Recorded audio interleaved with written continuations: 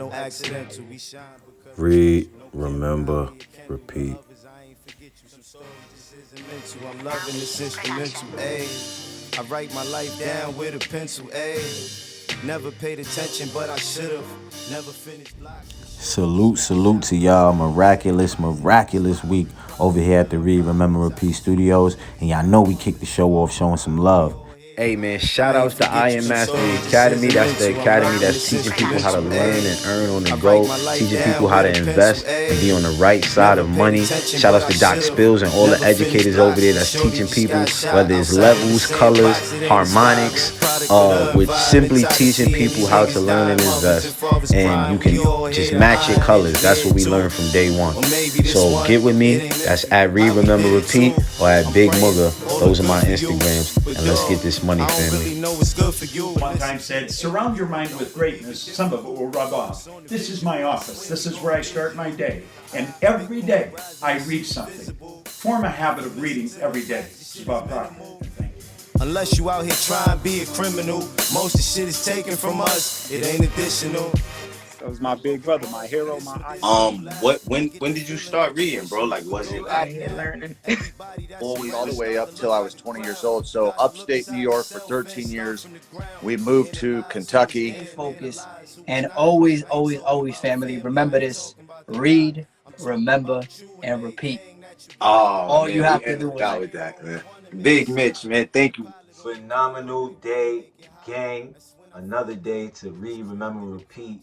Beautiful day. Now I mean, The Strangest Secret. This is episode 3.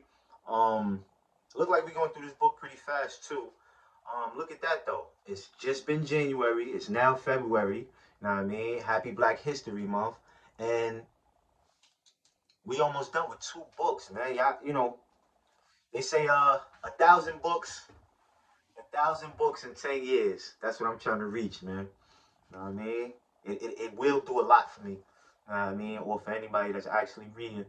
Where do we leave off? Let's jump right into it. Ours has been called the phenobarbital age. Ours has been called the phenobarbital age. The age of ulcers and nervous breakdowns and tranquilizers.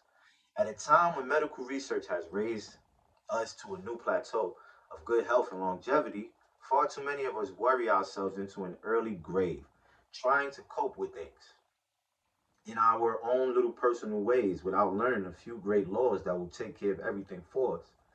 These things we bring on ourselves through our habitual way of thinking. Every one of us is the sum total of his own thoughts. He is where he is because that's exactly where he really wants to be.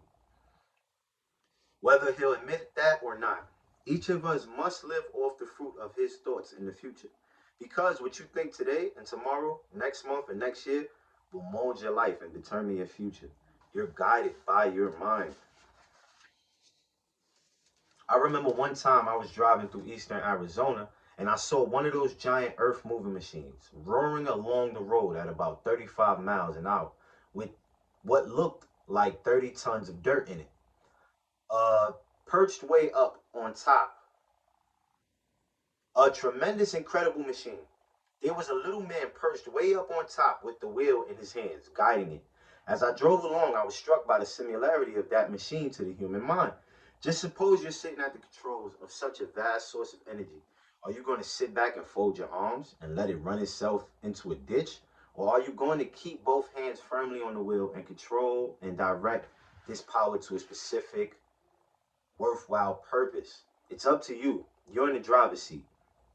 You see, the very law that gives us success is a two-edged sword.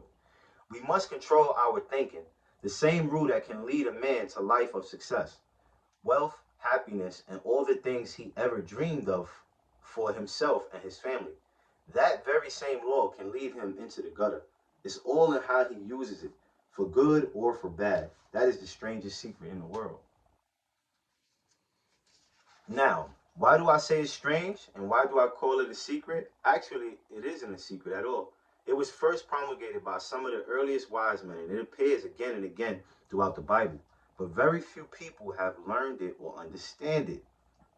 That's why it's strange. And why, for some equally strange reason, it virtually remains a secret. I believe that you could go out and walk down the main street of your town, ask one man after another what the secret of success is. You probably wouldn't run into one man in a month who could tell you. Now, this information is enormously valuable to us if we really understand it and apply it. It's valuable to us not only for our own lives, but the lives of those around us, our families, employees, associates, and friends. Life should be an exciting adventure. It should never be a bore. A man should live fully, be alive. He should be glad to get out of bed in the morning. He should be doing a job he likes to do because he does it well. One time I heard Grove Patterson, the great late editor-in-chief of the Toledo Blade, make a speech, and as he concluded his speech, he said something I've never forgotten. He said, "My years in the newspaper business has convinced me of several things. Among them, that people are basically good and that we come from someplace and we're going someplace. So we should make our time here an exciting adventure. The architect of the universe didn't build a stairway leading to nowhere. The greatest teacher of all, the carpenter from the plains of Galilee, gave us the secret time and time again. As ye believe, so shall it be done unto you." Family, it is source time. We get right back to it. Let's go.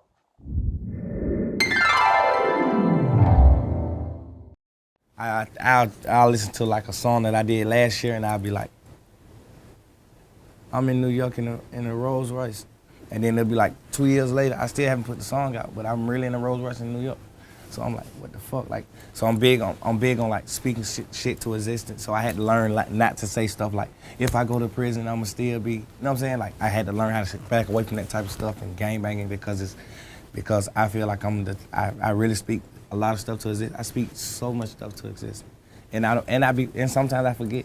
Sometimes it be in my old music. I be like, what the fuck? I really would like. Next year I'm gonna have rings on every finger, and next year I really got rings on every finger. But I done forgot. But yeah, I'm big on that. It affects my life so much. I so much stuff. I be like, man, so much.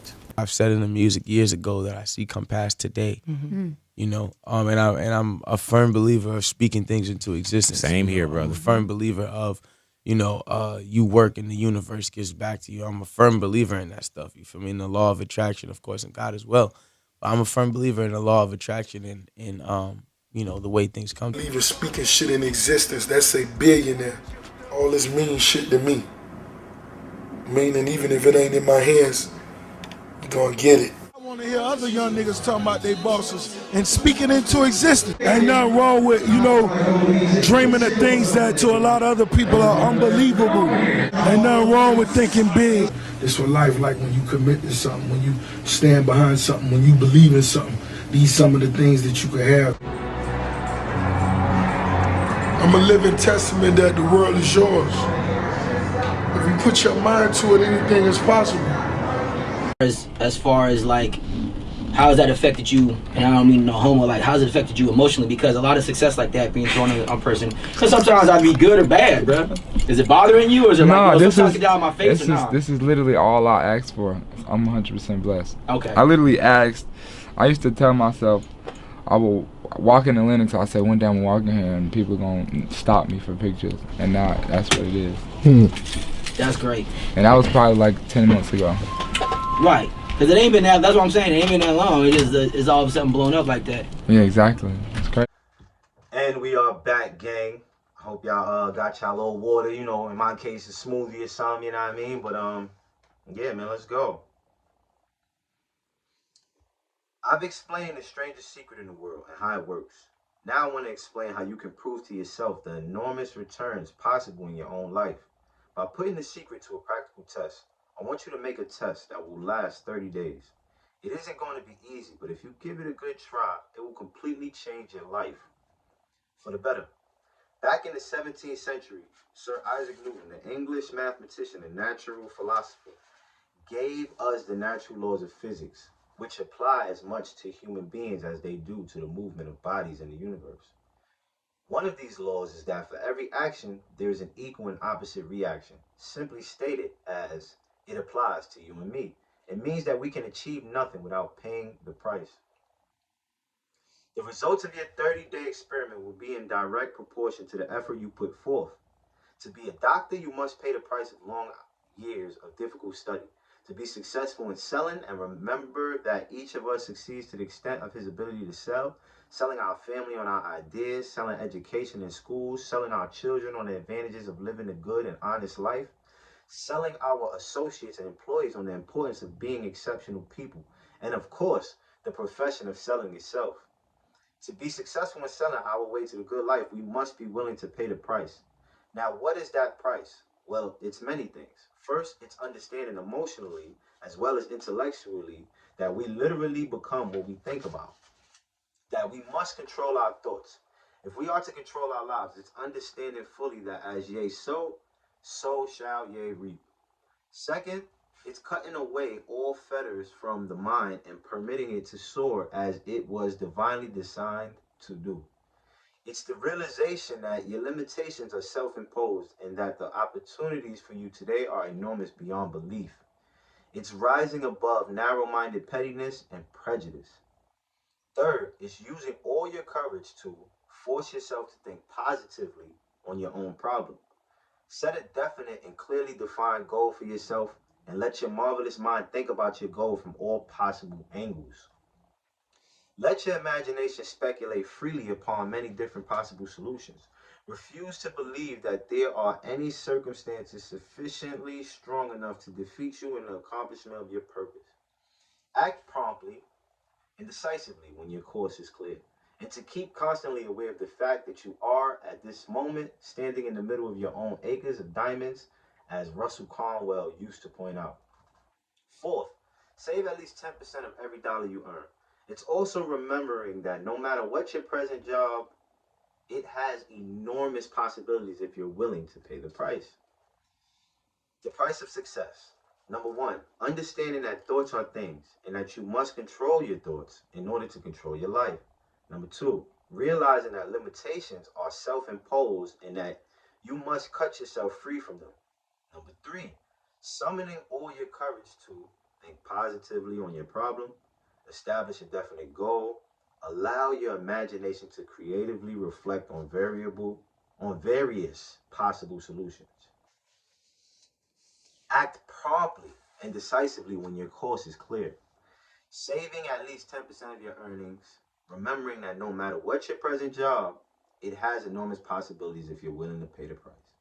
Now, let's just go over the important points and the price each of us must pay to achieve the wonderful life that can be ours. It is, of course, worth any price. You will become what you think about. Remember the word imagination and let your mind begin to soar. Courage. Concentrate on your goal every day. Save 10% of what you earn. 5. Action ideas are worthless unless we act on them. Now, I'll try to outline a 30-day test I want you to take. Keep in mind that you have nothing to lose by making this test and everything you could possibly want to gain. There are two things that may be said of everyone. Each of us wants something, and each of us is afraid of something. I want you to write on a card what it is you want more than anything else. It may be more money. Perhaps you like to double your income or make a specific amount of money. It may be a beautiful home. It may be success at your job. It may be a particular position in life. It could be a more harmonious family. Each of us wants something. Write it down in your card specifically, what it is you want. Make sure it's a single goal and clearly defined. You needn't show it to anyone, but carry it with you so that you can look at it several times a day. Think about it in a cheerful, relaxed, positive way each morning when you get up, and immediately you have something to work for, something to get out of bed for, something to live for. Look at it every chance you get during the day and just before going to bed at night. As you look at it, remember that you must become what you think about. And since you're thinking about your goal, you realize that soon it will be yours. In fact, it's yours, really. The moment you write it down and begin to think about it. Family, that is our time. We on page 57. We got some more pages left, man. Let's finish this one out strong. Read, remember, repeat. About mind, body, and spiritual, like leaving something gone, you still feel it too. And writing these bars, know what I finna do. Put it on the wall and laugh about. And if you into showing support, go get Grateful. My first book as an author. I put out a journal that has 365 days for you to write down things that you are grateful for. So family, Tap in. Let's go. If you listen to those raps, the shit is minimal. Unless you out here trying to be a criminal. Most of the shit is taken from us, it ain't additional. No broken bones, but this medicinal loud. I get the feeling that you wishing you could go.